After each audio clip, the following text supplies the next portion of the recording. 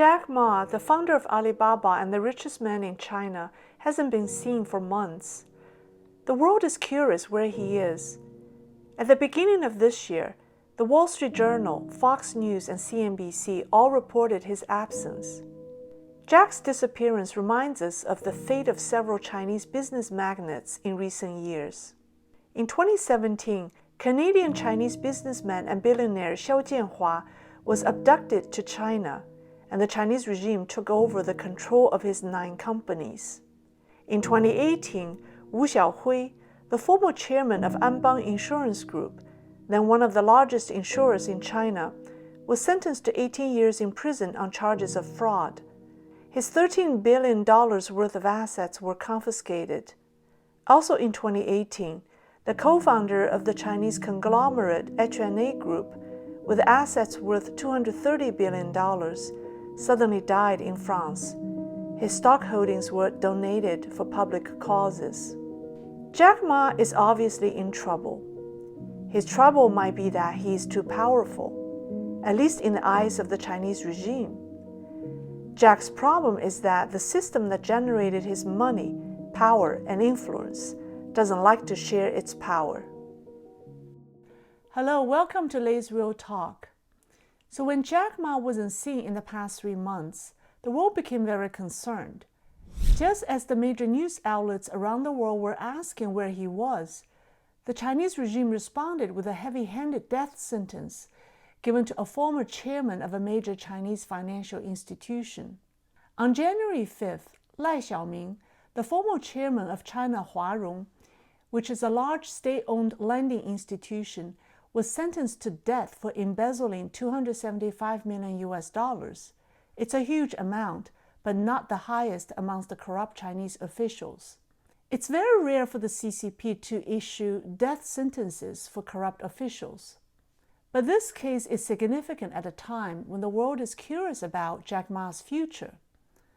Some media outlets commented that Lai's heavy sentence was intended to send a warning to Chinese business leaders and their helpers to behave well. Last October, Jack Ma disappeared right after he openly criticized the Chinese financial system and its officials. He referred to them as having a pawn shop mentality. In the following month, the highly anticipated $37 billion IPO of his Ant Group was canceled by the Shanghai Stock Exchange.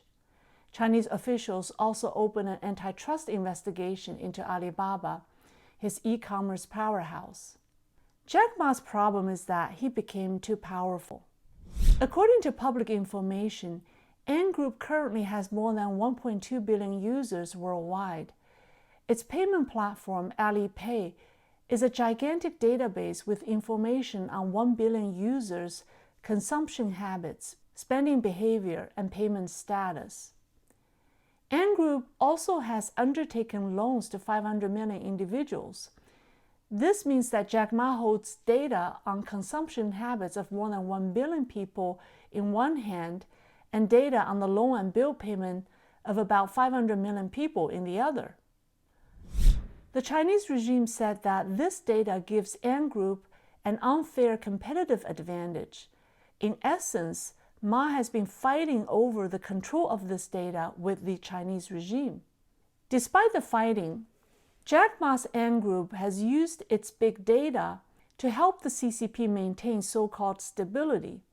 Now, maintaining stability is a term the CCP uses to justify cracking down on political dissidents and disgruntled citizens. In 2019, Alipay announced that it had assisted the state in arresting nearly 1,000 people in 1 year. Of course, the real number might be much higher. Just recently, U.S. hedge fund tycoon Kyle Bass revealed to CNBC that Jack Ma will be sentenced to 10 years within 18 months, according to his information. Why does the Chinese regime want to sentence Ma for just being successful? Based on what I read from various Chinese sources and media, there are 3 primary reasons. First, the regime is now seriously in need of cash, and Jack Ma has a lot of money. Taking over private enterprises is a strategy the CCP has adopted in recent years.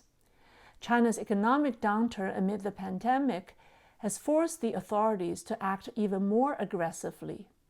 The second reason is that, in addition to high-tech and e-commerce, Ma has invested heavily in finance, media, and entertainment, which are all important industries that the regime wants to control. Media and entertainment are important components of the communist propaganda apparatus, and the regime doesn't want to lose control of them.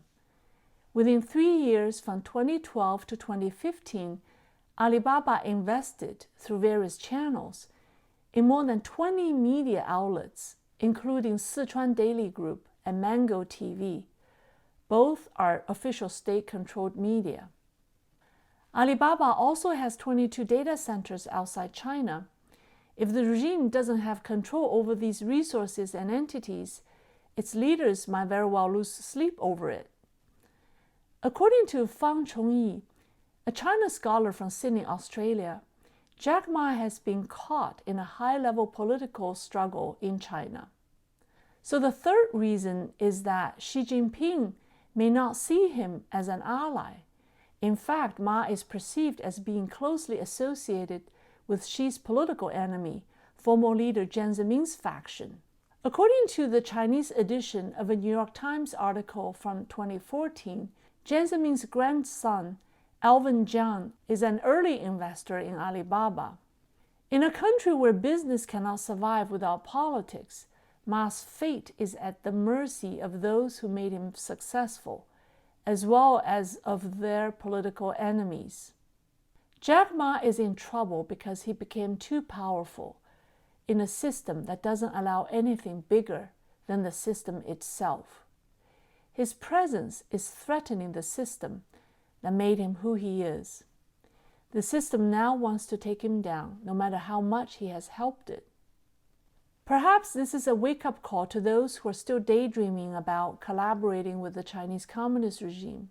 When you are nobody, it wants to control you.